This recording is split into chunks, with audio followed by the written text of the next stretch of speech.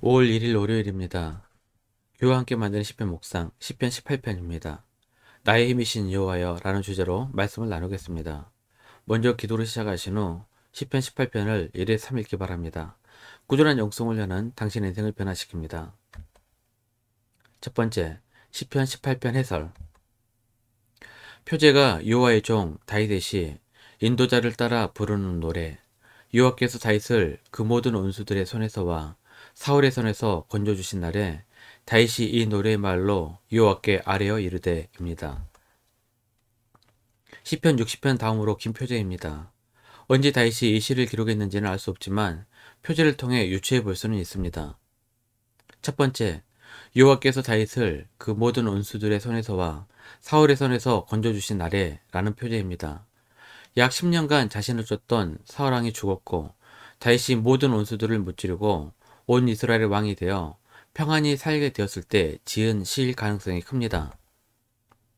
사무엘하 7장 1절입니다. 여호와께서 주의 모든 원수를 무찌르사 왕으로 궁에 평안히 살게 하신 때에. 만약 첫 번째 추측이 맞다면 이러한 가정을 해볼 수 있습니다. 다윗은 사울에게 10년 정도 쫓기다가 사울이 죽은 후 30세에 유다의 왕이 됩니다. 물론 반쪽짜리 왕입니다. 사무엘하 5장 4절에서 5절입니다. 다윗이 나이가 30세에 왕에 올라 40년 동안 다스렸으되 헤브론에서 7년 6개월 동안 유다를 다스렸고 예루살렘에서 33년 동안 온 이스라엘과 유다를 다스렸더라. 약 7년 6개월 동안 유다의 왕으로 많은 원수들을 무찌르고 온 이스라엘의 왕이 됩니다. 강대국의 왕이 된 다윗은 평안히 살게 되고 하나님께 감사의 시를 올려드립니다. 다윗은 고통의 순간에는 기도의 시를, 평안한 순간에는 감사의 시를 올려드렸습니다. 힘들 때도 평안할 때도 오직 여호와 하나님을 찬양하는 삶을 살았습니다. 두 번째, 시편 18편의 표제는 사무엘하 22장 1절과 똑같습니다. 사무엘하 22장 1절입니다. 여호와께서 다윗을 모든 원수의 손과 사울의 손에서 구원하신 그날에 다윗이 이 노래의 말씀으로 여호와께 아뢰어. 표제만 같은 것이 아니라 시편 18편과 사무엘하 22장은 내용도 거의 똑같습니다.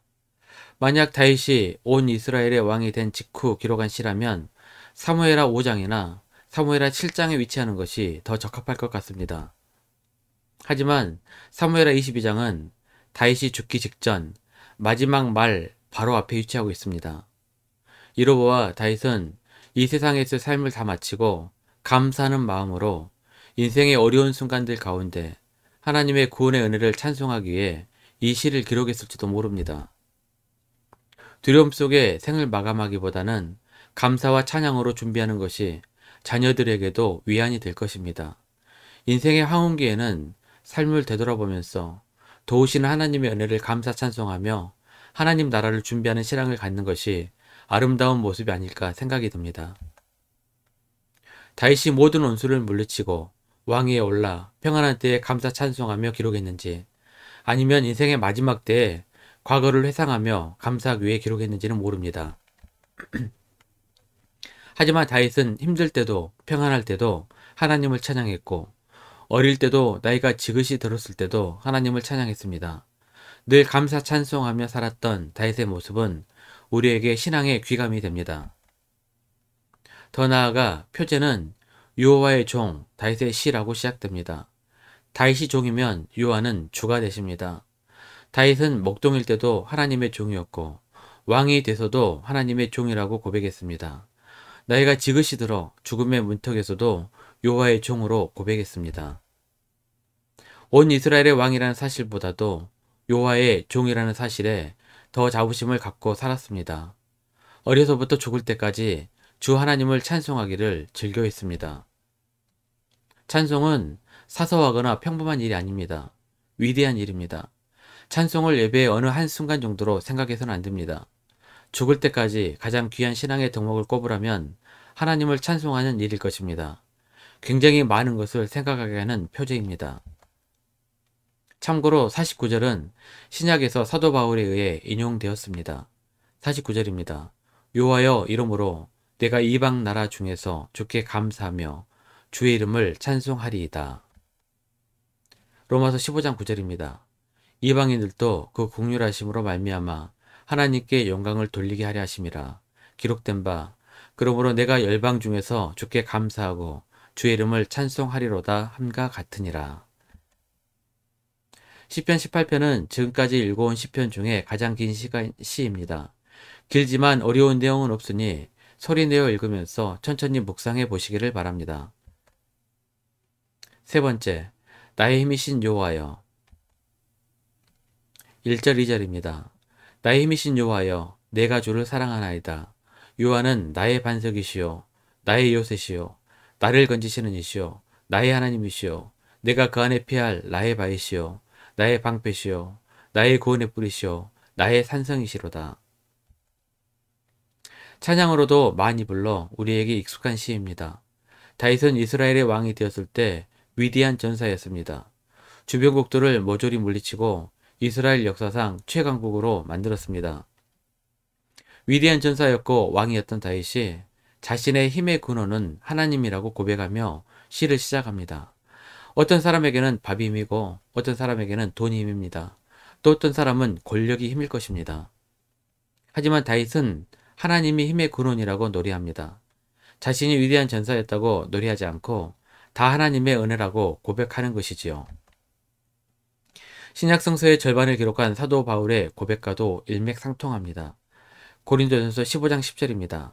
그러나 내가 나 된 것은 하나님의 은혜로 된 것이니 내게 주신 그의 은혜가 헛되지 아니하여 내가 모든 사도보다 더 많이 수고하였으나 내가 한 것이 아니요 오직 나와 함께 하신 하나님의 은혜로라. 다윗의 고백과 바울의 고백에 공통된 부분이 있습니다. 나라는 1인칭 대명사를 굉장히 많이 사용합니다. 바울은 고린도전서 15장 10절 한 구절에서 6번이나 사용하고 있습니다. 시편 18편 1절에서 6절까지만 읽어보시기를 바랍니다.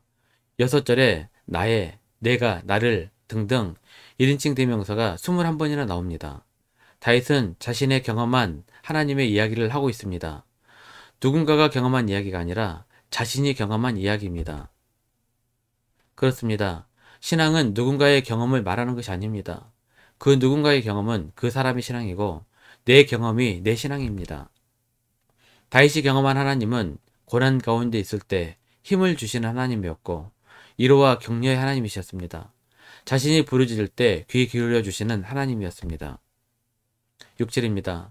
내가 환난 중에서 여호와께 아뢰며 나의 하나님께 부르짖었더니 그가 그의 성전에서 내 소리를 들으시며 그의 앞에서 나의 부르짖음이 그의 귀에 들렸도다. 나의 경험이 대단히 신비적인 경험일 필요는 없습니다. 사실 가장 신비한 경험은 예수 그리스도와 십자가가 믿어지는 경험입니다. 이보다 더 큰 신비가 어디 있겠습니까? 말씀 가운데 깨닫게 하시는 것도 신비한 경험이고 나의 기도에 응답받는 것도 놀라운 경험입니다. 말씀을 통해 내 삶이 조금이라도 변화된 것도 위대한 경험입니다. 내가 경험한 하나님께 찬양하는 하루하루가 되시기를 바랍니다. 말씀 요약합니다. 여러분에게 하나님은 누구십니까? 오늘도 자신이 경험한 하나님을 찬양하시길 바랍니다. 여러분의 간증이 노래가 되고 시가 되었으면 좋겠습니다. 1년 성경 일독 주간 계획입니다. 오늘 월요일 역대하 25장에서 29장까지 말씀 천천히 묵상하십시오.